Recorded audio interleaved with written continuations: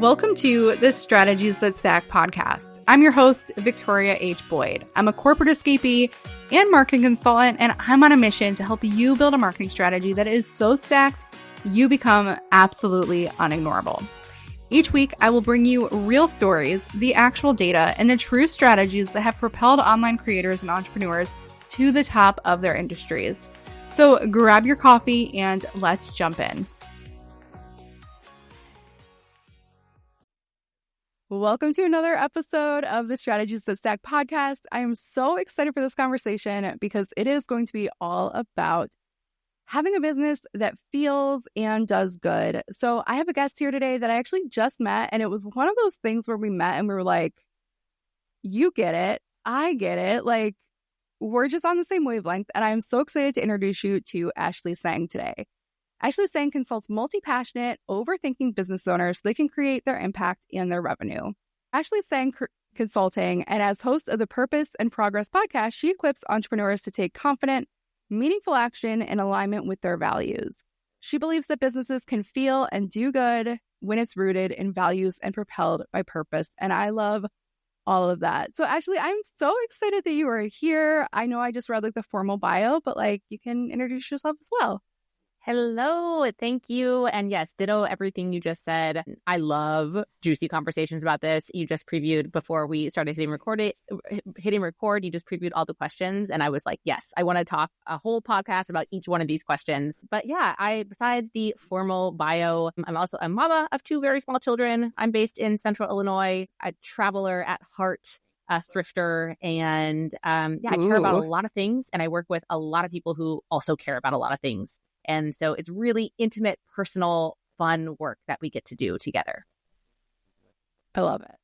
So let's kind of start at the top. I love the term conscious marketing. That's not really something I'd ever heard before. I go with just ethical marketing, but conscious marketing just feels really cool. So what does that mean to you? How did you kind of come up with that term? Tell us what conscious marketing is and what it means to you. Yeah, I stumbled upon conscious marketing and even sort of impact business and social entrepreneurship and anything in that realm through conscious consumerism, probably now almost 15 years ago, a long time ago, more than 10, probably less than 15. And I sort of simultaneously went down the rabbit hole of ethical fashion, green beauty, sustainable zero waste living, veganism, all of the things that for me align with conscious consumerism. And so even before I knew quote unquote ethical marketing existed, or really even what marketing was, because I come from a nonprofit world, they call it communications, even though it's kind of one and the same, in my opinion, in my experience. Yeah. Nonprofit comms and anyone else marketing is the same. But I get it. Marketing is a yucky word. I get it. It can be, right? And but it doesn't have to be either, right? Especially when it's conscious, ethical, etc. So for me, I'm an Enneagram 1.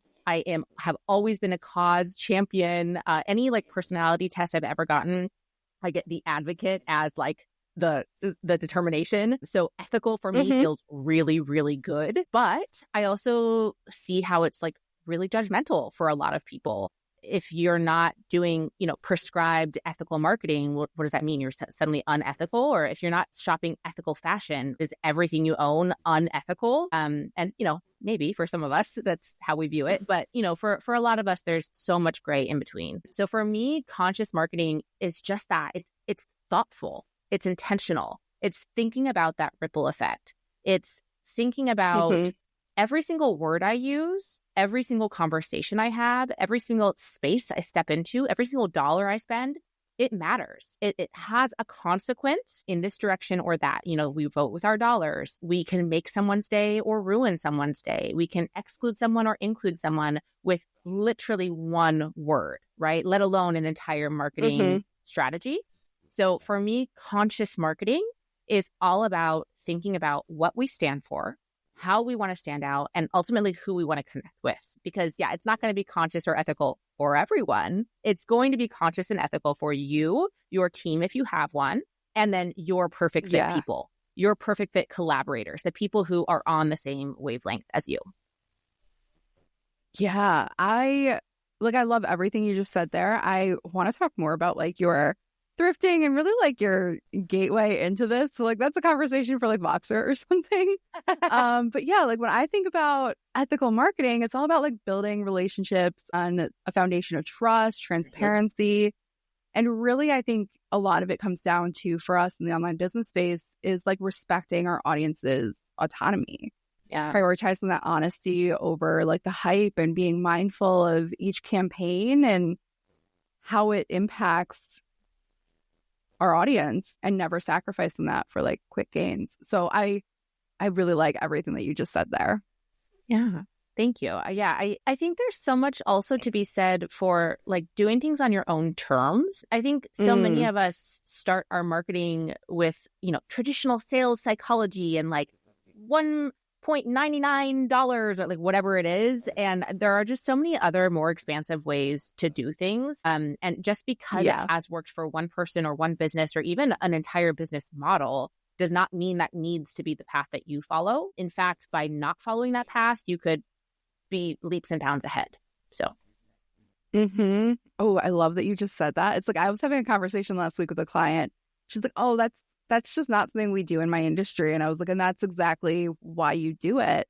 That's exactly why you do it. So this is great. So what inspired you to create a business with like a values first approach? It sounds like you came from nonprofit. So like nonprofit is obviously amazing. So that makes sense how that translated. But like what inspired you to do this in your business? Yeah, my entire career has been a very organic build. I didn't like sit when I was 6 years old and think, I would love to be a values-aligned brand messaging strategist. No, none of that was on my radar. I just sort of followed the breadcrumbs and followed my interests all the way from undergrad. I studied anthropology and French and linguistics. I studied abroad twice. I ended up accidentally marrying a Senegalese man, not in college, but I met him when I was studying abroad. I lived there for 4 years afterward. I sort of found my way to the communications department after being an executive assistant and having my hands in all kinds of things. And then as I went on that conscious consumerism journey, I found, there are businesses who are making money in a really sustainable way and making impact like nonprofits, but they're not having to chase the donor dollars. So I just sort of organically built my way to this. As I learned more about business foundations, as I learned more about marketing foundations, as I learned that brand messaging even exists, as I learned that I didn't know that companies had missions and visions and values. I didn't know any of this, right? It's not like I studied this formally. This has all been a product of what's interested me and what's felt resonant to me and what has organically built as I've had conversations with really, really cool people on the internet from around the world. And it just has all sort of fallen in place. And then, of course, I have formalized and I have, watched 1,000,001 YouTube videos and webinars and learned from where I want to. But then I kind of piece it together how it works for my brain and how it works for my people. And I always say that brand messaging and really business in general for me is a little bit of magic and a little bit of science, and everything in between is where all the juicy stuff happens. Yeah, that is so good. I think a lot of businesses, especially right now, like love the idea of impact, but they're not really sure like what that means or how to get clear on that goal. And like personally for me, like I stripped back my business this whole year and I'm kind of not rebuilding it necessarily, but like rethinking every touch point in my business, both to me and to my audience. And I'm like, okay, I know my mission, I know my values, but like you got me thinking about my impact. Like what is my impact beyond just helping people live the life that they want to live and being free and being able to travel when they want to and take time off for like family emergencies and whatever. How do you really get clear on that impact? Because it's got to be bigger. It's got to be bigger than just, I want my people to be able to take a day off if they want to. Like, it's got to be bigger than that, right? Yeah. And I want my people to be able to take a day off when they want to is a tactic, right? Or like a result, or it's a manifestation of that bigger picture, right? And I think for impact, it can feel so lofty and weighty. Like we we're either doing it or we're not, or we're sort of like winning at impact or we're losing. And I don't view it that way. I am absolutely a perfectionist, but I also simultaneously believe that progress is much more important than perfection because perfection does not exist. So the same is true with impact. If you can cut a single check to a single charity that you care about, or if you can repost a single post from a creator who's underrepresented for a cause that you care about, to lift up a client that you care about. Maybe that's part of your impact, is using your platform, using your privilege, using your voice, using your audience to raise up someone else. They didn't pay you for that. You are simply doing that in alignment with your values, with your mission, with the impact that you want to have. So for me, impact can be had in all of the most nuanced details of your business, as well as the biggest buckets, right? So like, I like to generally think of marketing bucket and operational bucket. So things like the people you hire, that's a big old chunk of your bucket, right? Even if you only work with contractors rather than employees, right? Or the vendors that you use. Maybe you choose not to work with Zoom because even though they're the big boy, even though because like everyone knows and is familiar, you choose to work with like the tiny, maybe glitchy, woman-owned or minority-owned or whatever person-owned that's little me. tiny startup that, again, like there's a learning curve or there might be glitches or there might not be integrations, but like that is the impact you want to have through that decision, right? Or even things like joining associations, right? I was a 1% for the Planet member for a while. I have been part of a lot of really great online communities, both paid and unpaid. The choices we make in our business, the conversations that we have, those all add up to our impact. It's a little impact bucket, right? Sometimes it's a drop, sometimes it's a wave, sometimes it's, a little spoonful, everything in between. It does not matter. It's all adding up to that bucket. And when we look at our cumulative body of work and our cumulative impact that we've made in people's lives and toward causes that we care about, it is massive and the potential is unlimited. So for me, that's really permission giving and that's really exciting. And if we need to pump the brakes, we pump the brakes because life happens, because finances happen, because we readjust, we course correct, whatever it is. But I don't think our impact ever really truly stops because, again, every single choice we make has a consequence, positive or negative. And so it's simply a question of being as intentional as possible with whatever bandwidth we have.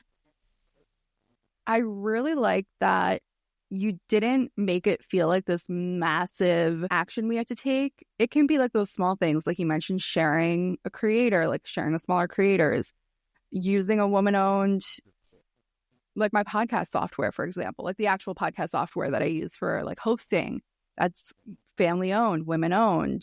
So, like it can be those smaller things. And like, I really like that. That actually made a lot click. And that also like worked for like, I'm also very multi-passionate. So that just like clicked on a lot of different levels for me. So I really like that.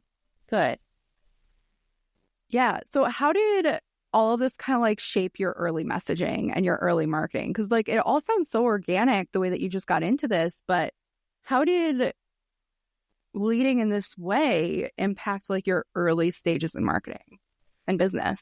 Yeah. So I'll be honest, I have always felt self-conscious about my own marketing and messaging. It's like such a cobbler's shoes situation. I think most marketers feel that way. Most designers feel that way about their brand, etc., because like we're just so close to it. I would say half of my clients are fellow marketers because they know it's super important and they know they're just too close to it to give the like objective outside perspective that they need. The other half are like I'm not a words person, please just take it over. So in the beginning, I did try to be focused. I did try. I think I landed on purpose-driven for a while because I had seen that, again, as a conscious consumer that had resonated. And so it has also been a very slow build. I felt like the offerings came a lot more intuitively, but the messaging for me and things like, quote unquote, niching or defining your audience, things that are really essential to business building, I have dragged my heels on just the same as so many of my clients and peers have. So in my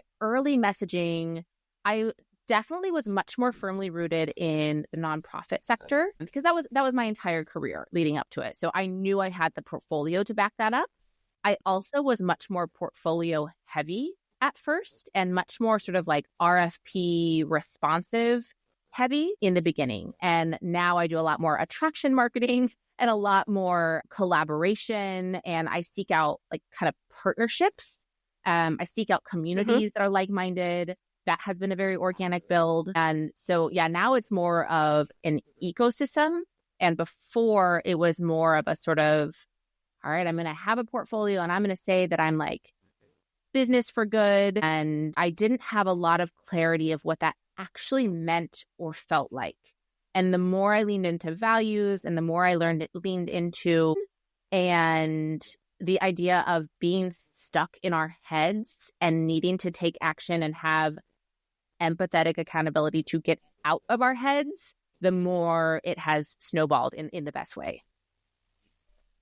Yeah, that, like, all of that, I know I just keep saying all of that is so good, but like it really, all of that really is so good. And as somebody that, like, I'm a marketer, I work with other business owners, I work with other marketers, that feeling of being too close is like so on the nose. Like, I look at my own marketing and I'm like, God, what am I doing? But like, or what should I do next?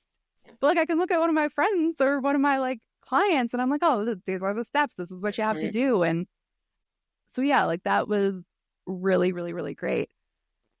How, I think we're going into 2025 now. I think that a lot of values have changed. A lot of like missions have changed. How do you think somebody can become like reacquainted with their values in their business? Oh, I love that because that's so relational, that reacquainted.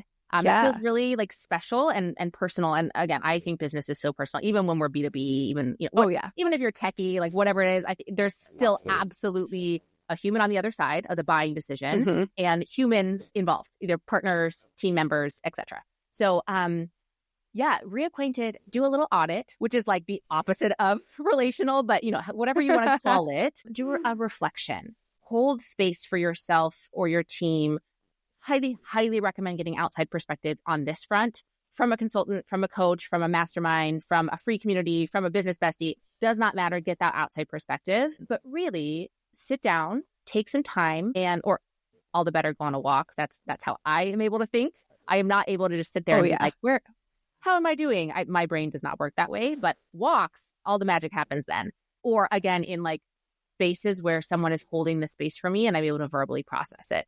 So however your brain works, take the time to really look at, okay, I said this was my mission. Where has that manifested? And not in like the woo manifestation, but like actual results manifesting into the world. Very important distinction. Yeah. And I mean, if the woo works for you, also do that. But like really, where has it shown up, right? Look at your values and your mission and your audience in every facet of your business. They're allowed to change. In fact, they likely will. You have evolved as a founder, as a practitioner. You've learned more. You've experimented more with projects and people and everything in between. The market, quote unquote, changes. So if you are only sticking to the same things over and over, you're likely going to fall behind or feel stretched or whatever it is. So I did a values audit, maybe, 6 months ago or something like that. I have a whole podcast episode about it, but I looked at my core values and I really sort of tried to draw a line to, okay, what did I actually do? Or what do I do in my day-to-day business that like actually syncs up with this? And so I mentioned I was a 1% for the Planet member for a while. And I thought that was in alignment with my value of contribution. But the more I thought about it, the more I was like, you know what? I define contribution as feeling connected to something bigger than myself. And while that's true, I didn't feel connected to the people in the community, even though it's a wonderful community. I just wasn't super well tapped in. Even though I was donating my 1%, I wasn't feeling connected to the organizations or the causes that I was donating to. I just didn't feel connected to that act. And so I didn't feel like it was a good, again, representation, manifestation of my value of contribution. So instead, I was like, you know what? I'm gonna quit that organization and I'm going to set up a scholarship fund instead. And so I'm not actually sending any money out, but I am offering pro bono quarterly options of working with me. And that feels so much more aligned. I get to work one-on-one with someone. It makes a direct impact in their life, in their business, on their budget. It's also a little bit more strategic, like business ecosystem wise, because if they love working with me, they can always, pay to work with me next time if budget allows or if trust allows, etc. And so it just felt so much more aligned to have that different representation of contribution. I also bumped the value of freedom from my list because I like to stick to 5. 3 to 5 is generally what I do for and with my clients. That is absolutely not a hard and fast rule, but I wanted to max out at 5. And so when I was accidentally out of alignment on integrity, I accidentally posted all around the internet, I'm hosting a free event. I checked the little box on Eventbrite saying donations welcome, did not realize it was forcing a minimum donation. So therefore the event was not free. And I was so deeply out of alignment. When someone flagged it to me on my email list, I was like mortified. And I knew instantly integrity has to be one of my core values. It is one of my core values. And so when I looked at my list, I was like, you know what? Freedom, I'm actually living and breathing that. I am not feeling particularly free. So I was able to absorb that concept of freedom under my existing concept of and value of exploration. So I like to be free to explore. I like to be free to keep an open mind, to listen to other perspectives, to learn and change and grow. So that freedom just kind of got like absorbed. Exploration was now the umbrella for that vague concept of freedom, and integrity was officially and very firmly on the list of values. So yeah, audit, get outside perspective, change if you need to, all of the things. Your business, your values, it is constantly living and breathing. Yeah. You mentioned a lot about like having a coach, outside perspectives. This is a little side note. I have loved over like the last couple of weeks, I've seen so many people on Threads be like, my husband's the best business coach ever. And like I love that. I love that people are really using everybody that they have now as like a sounding board. And I think values are one of those really great places to get multiple perspectives and really like talk it out with somebody. Something else you said that I thought was really interesting was your value of like contribution and that 1% to the planet not really feeling aligned, but making this like pivot to something that you felt more intrinsically connected to. And like pro bono scholarships, like that's something I have in my business as well, but like I've never talked about it because it just, I don't know, it just never come up. Wow. It's just never been something that's like come up. But I love the way that you mentioned like auditing and feeling connected to it and that you can change actions that you're taking. I don't think people really mention that. Yeah. I feel like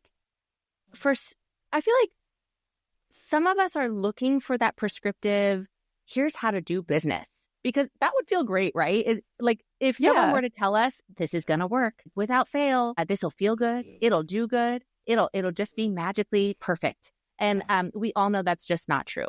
We could follow someone's business model and tips and course to a T, and it still would not be the same because you are a different person. You are a different practitioner. You have different values. Even if, of course, your values are aligned if you're buying someone's product or following them, it will simply be different. The people buying from you will be different, or their experience with you will be different. Again, even if we follow everything to a T that we read in a book or follow on a course or do in a free webinar or whatever it is. So I think it is both extremely permission giving to not have any prescriptive rules for how to do business, but it's also a bit of the Wild West, right? It's also a little bit frustrating because the target is always moving and we always need to be aware and adjusting. And that's where, again, having either like one-off consulting or coaching, having a standing community, having just business peers that you kind of spitball with from time to time or on a weekly basis or whatever it is, like whatever, again, works for your brain and your bandwidth and your budget and your rate of change. It all adds up and it all matters. But regardless, it's never going to stay the same. Yeah. And that is so good. So I know we're about to transition into talk about your marketing, But what advice do you have for somebody that's like creating or writing in their business to weave their values and their mission like into that? Because it's one thing to have like a mission statement on your website or like have your values listed and stuff like that. It's another thing for your copy and your messaging to really be like breathing those values. And I think it's hard, especially my audience is very B2B. And I think that, I struggle personally to know that my copy is weaving into my values. More so my copy, less so like my social media content. But like, what would you tell somebody that's writing their own copy for their website about their values and how to weave that in?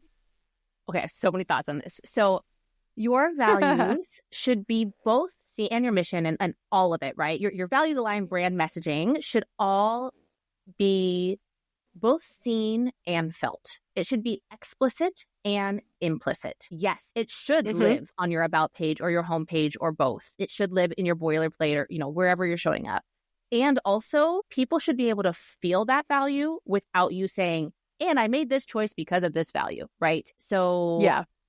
In your copy, in your content, in your conversations, in your entire brand experience, you should be intentionally tying them in. So if, for example, transparency is one of your core values, then that might show up as you sharing income reports. That might show up as you doing the try in public method where like, oopsies, I made a mistake, or, oh, I learned this thing and I experimented and this is the result of that. It might show up with you talking about personal struggles or health struggles, even in a business context. It might show up as 1,000,001 different things, right? So transparency can be, look, feel, however you want it to be, look, feel.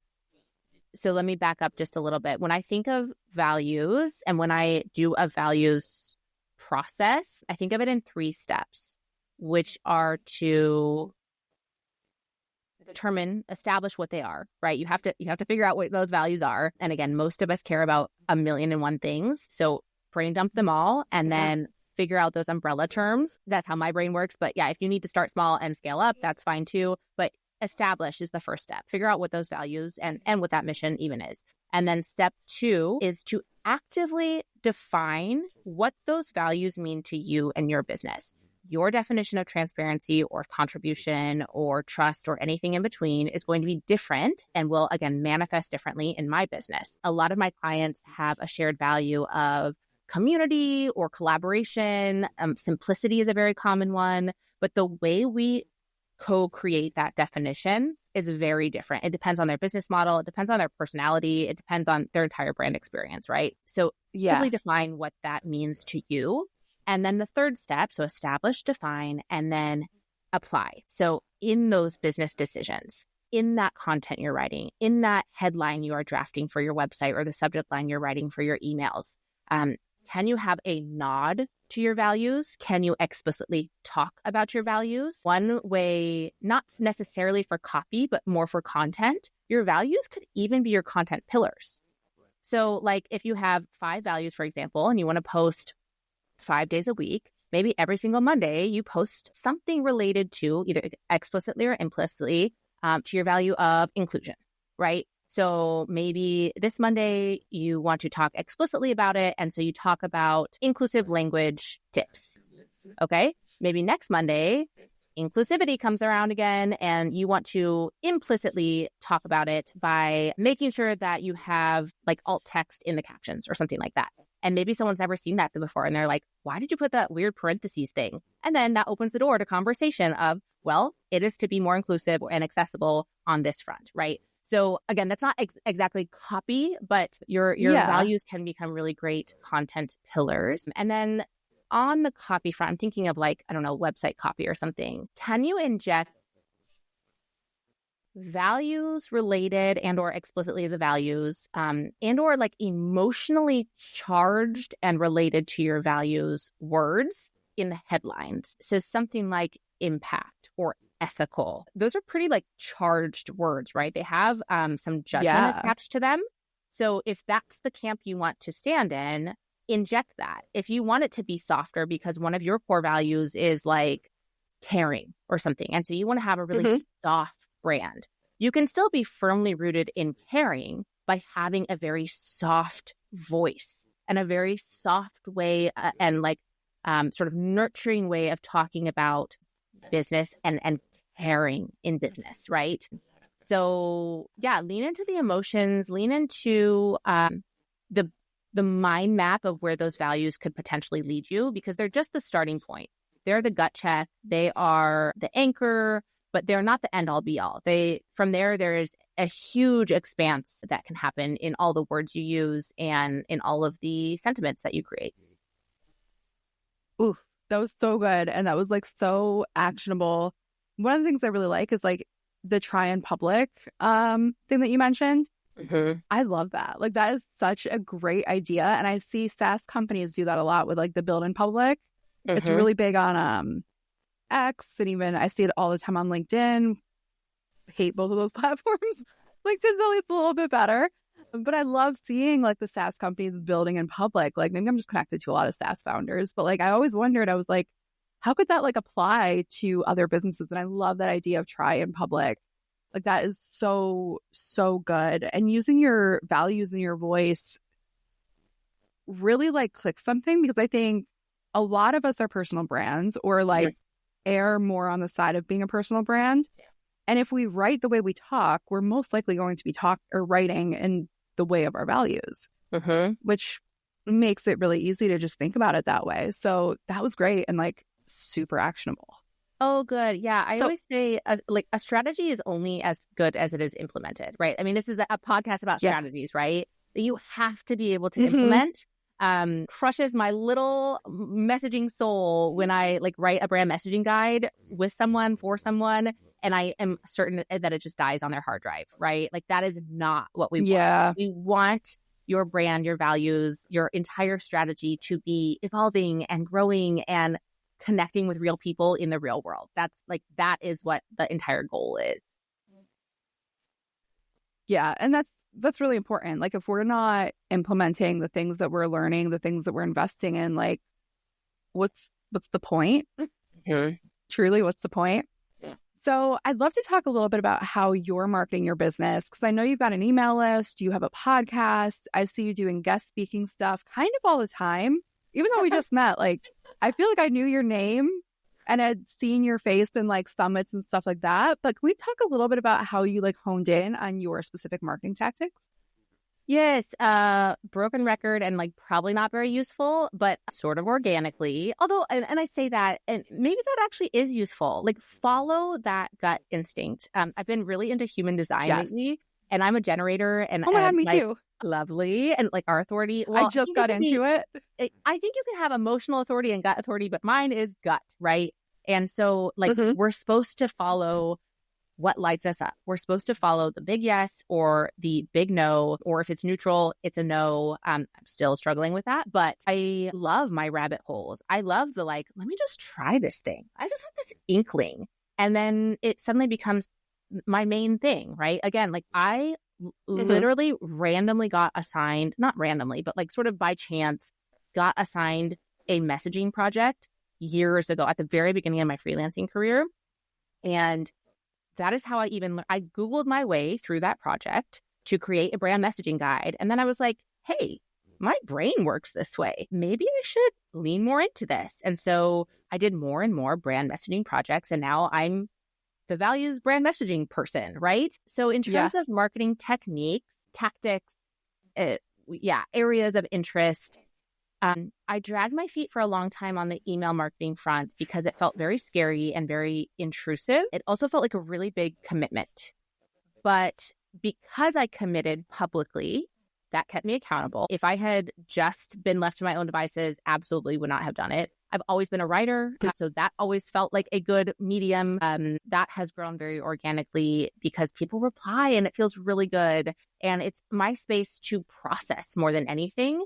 And I know for a fact that it facilitates other people in their processing too. So because of the feedback I've gotten on that, and because of, quite honestly, the direct sales I've gotten because of that, I know that that is a powerful, useful marketing mechanism for me. One of my favorite like lead magnets, I guess, is speaking and hosting, I call it an About You audit. I've been doing it quarterly for like almost 2 years, I think. And both are very high energy. I'm able to like show up, but then like shut down after. So it's like a little burst of energy and focus, and it's very interactive.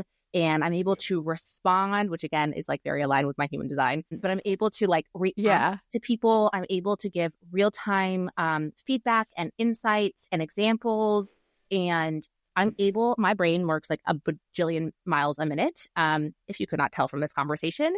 And so I'm able to pull from like all these different interests and experiences and conversations I've had in real time, and it adds to the conversation. And so that has been really useful for me for both building my list and simply building relationships with the hosts, with the communities, with the people who attend, etc.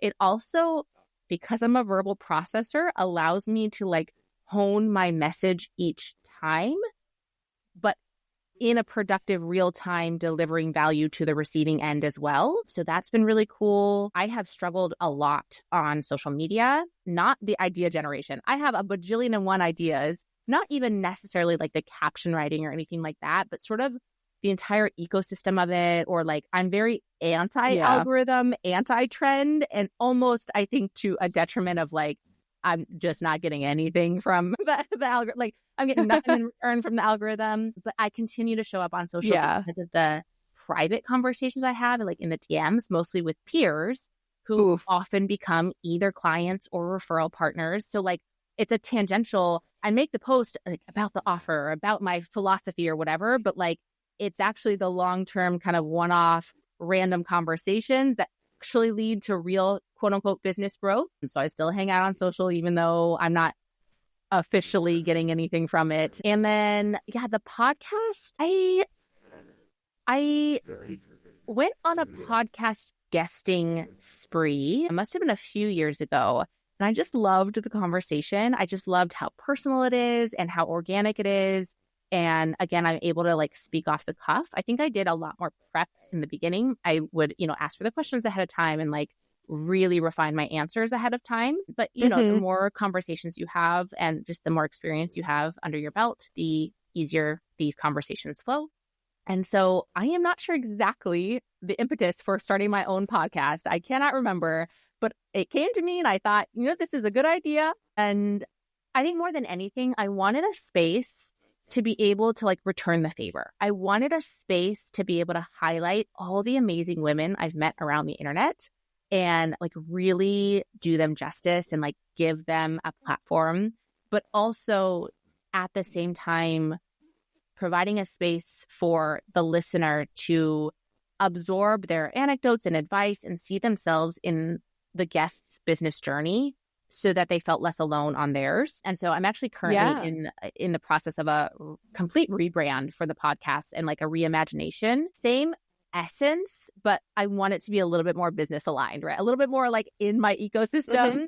So I'm either going to double down on the messaging front and or the like overthinking, deep thinking front, just so that it's a lot more specific and, in being a little bit more niche, maybe being a little bit more deeply connected as well.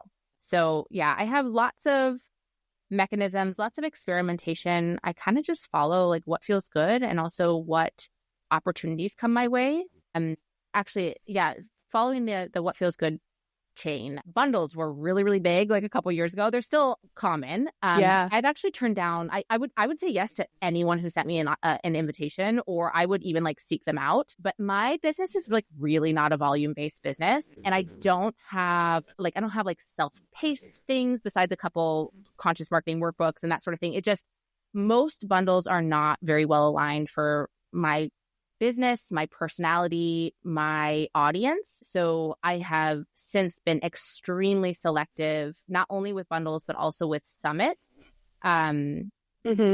Mostly only people already in my orbit that I know are values aligned, people that I really, really like love everything they create. So of course I want to be part of it. Occasionally I'll say yes to something else that's random, but even then I sort of get that like, oops, was I supposed to do that? Probably not.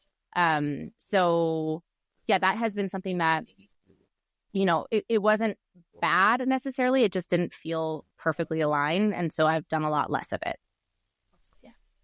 I love that. I love that you went into how each thing kind of serves something different for you personally. Like email helps you process, like that writing helps you process.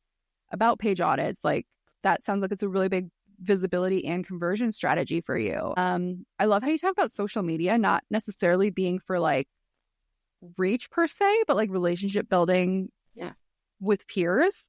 Like that's actually a really cool way to view our very minimal reach on Instagram is like, hey, I'm posting this sales post, but actually the strategy here is for my referral partners and for my business besties and for the people that can refer people to me. And like that's really cool. And that had to be kind of a freeing like revelation that like social media doesn't have to be like the center of your marketing. Like I'm really big on people not being on social media or not using social media as like their main marketing. Yeah. So like I love your approach to it of like it's all about the relationships with the peers. And I'm sure you sell in DMs too, but like it sounds like you're really rooted in that like I'm building relationships with my peers and that's it. Yeah. So I think that's really cool. That was a very recent revelation after just a year. I mean, I'm almost 6 years into business officially, longer freelancing on the side, but almost 6 years of like posting into the void. 32 views, one like, and yet again, like I have made real friends, you know, and peers on these platforms. Very slow build, but you know, it does exist. And I do outsource the scheduling and some of the graphic creation and like I always write it. I always conceptualize it. I always approve it, but it does cost me money to post on social media and all of the time for the ideation and that sort of thing. So really figuring out like, wait, what am I trying to use social media for? Okay, relationship building and list building, which I need to actually do much more of. Okay, if those are my two goals, it's not the direct sale. It's I sell by getting people on the phone or I sell by getting people on my email list. That's how I sell. So why am I trying to sell on social media? It's just not working for me. It's not working for my people. They're like, again, I work with overthinkers, right? So of course, like at one point it's going to be like, I'm ready. But most of the time it's not because they saw a social post from me. It's because they've been slow baking on my email list for 3 years and now they're finally ready to jump. That speaks to like how well you know your audience too. Like I say all the time to my members and Conversion Catalysts, I'm like, how do you sell? What actually like moves the needle for your audience? What brings people closer to that sale? What are you doing to list growth? Like you really touched on all of that. And it really speaks to how well you know your audience, especially if they are overthinkers. Like they're not just going to pull the trigger like right away. Are there any marketing tactics that you've tried and hated and maybe stepped back on? I know you talked a little bit about bundles and getting more picky, and like I completely agree. Like I'm definitely more picky with my bundles and stuff like that too. But is there anything you've tried and been like, you know, off with its head? Like I'm not doing this. Yeah. So bundles are the first thing that come to mind. Even though I was not off with their head, I like probably should have been. And I'm trying to think. I've never tried paid ads, which I know ads and marketing, again, is like, what bucket is that in? But I've never tried paid ads. Again, I just don't think I'm like volume-based enough for that to work. So have not tried that. I really wanted to and never committed to. So I feel like there's something there.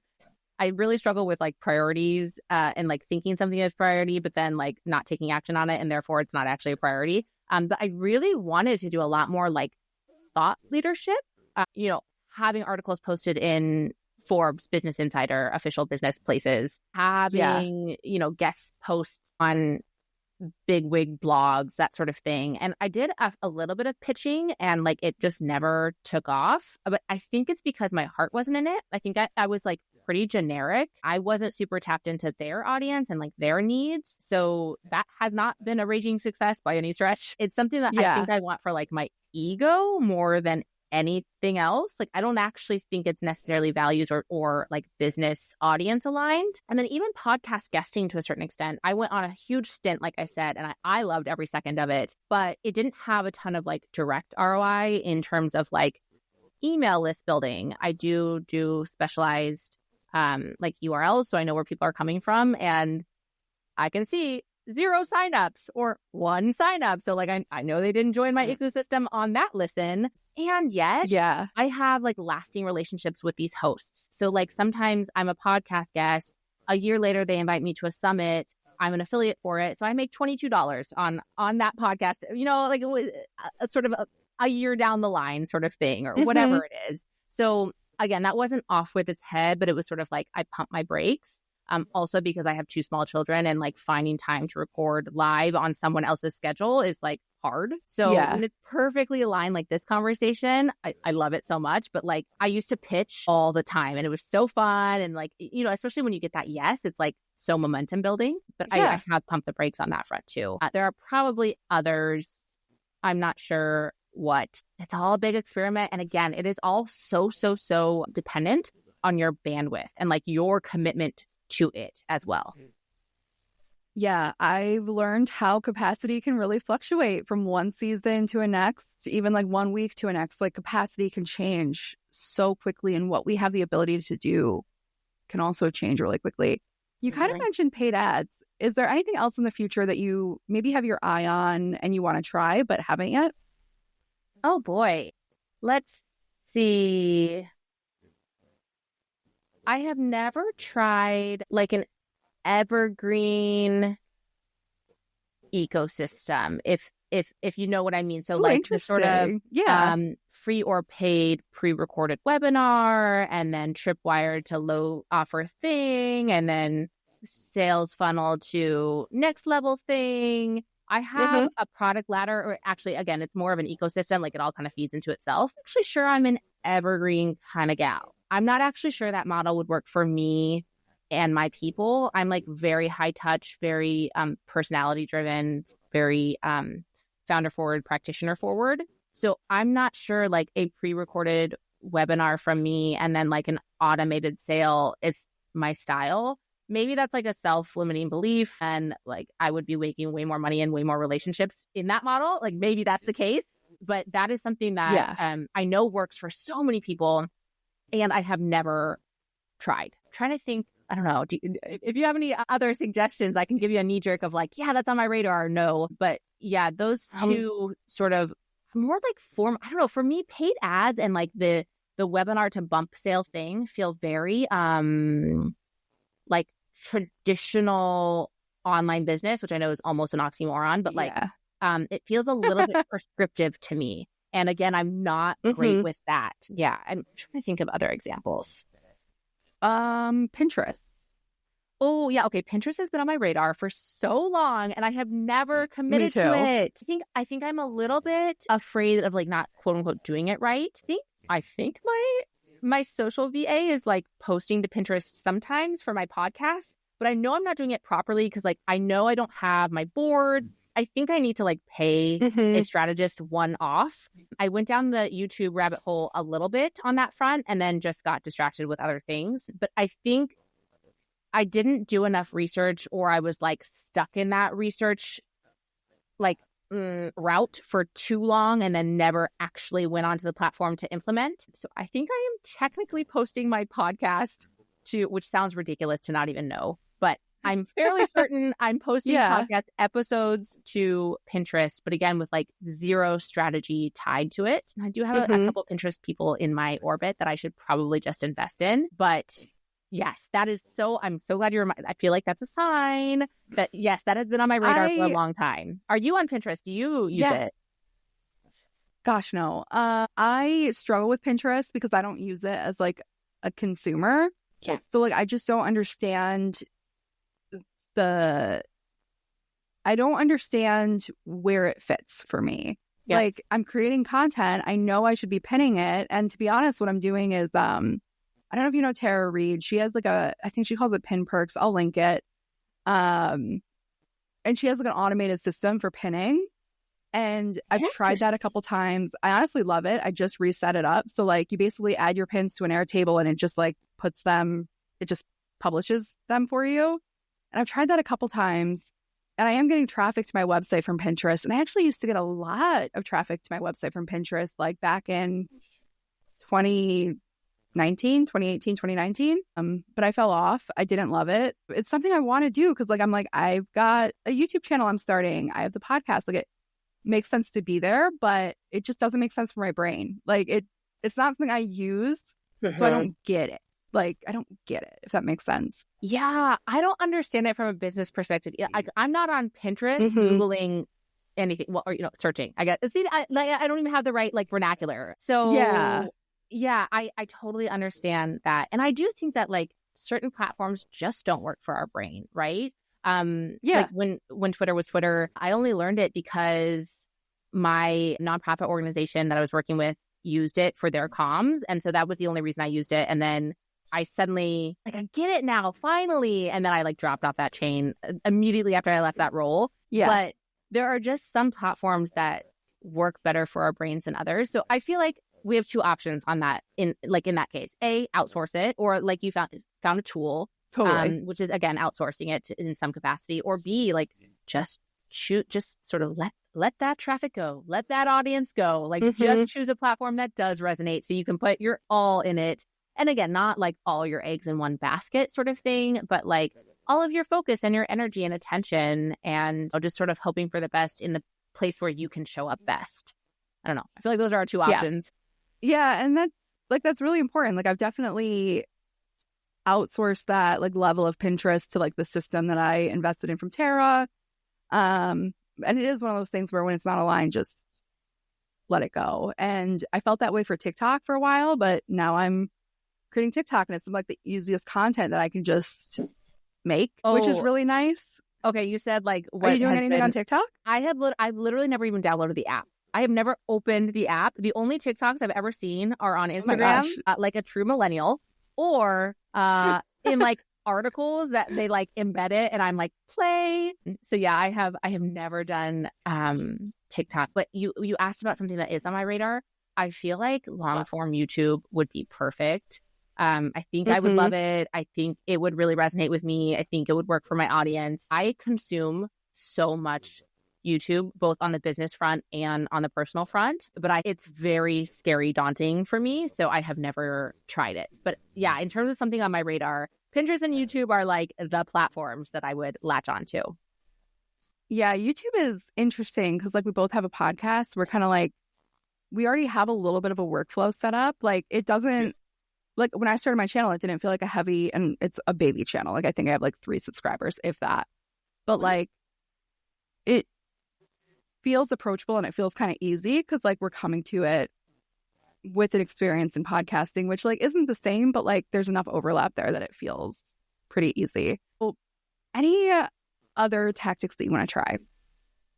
Oh, I feel like we just added a lot to my to-do list. So no, I think that is it for now. As we wrap up, what is one piece of advice for someone wanting to create a values-aligned strategy? What would it be? Okay. I have opposite advice. The advice is follow where your brain goes, right? So either start big picture and scale down from there.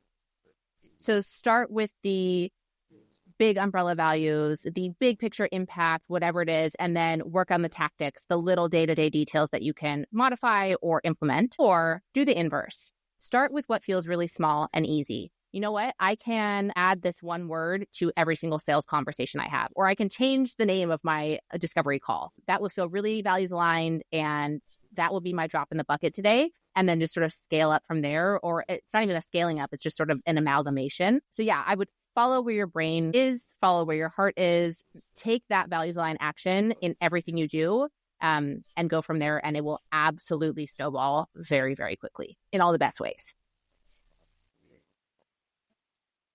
Awesome. So let us know where we can find you online. And of course, I will have everything linked down below in the show notes, but I want to make sure that our listeners can hear it from you. Like, where can we find you online? Yes. Okay. Thank you.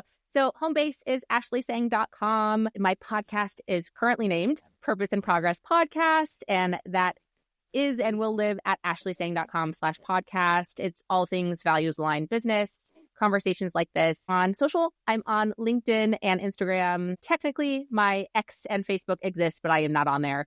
And then I would love for you to enter my orbit via a free guide to elevator pitches. It's my framework for talking about what you do, why it matters with real live humans. So I have that available at ashleesang.com/stack. So yeah, would love to chat all things values aligned business, impact, purpose, conscious marketing, all the things. I love to chat it all. Awesome. I love that so much. I will have all of that linked down below. Ashlee, thank you so much for being here. And I can't wait to just see where you go from here. Yes. Can't wait to be connected. And thank you so much for having me.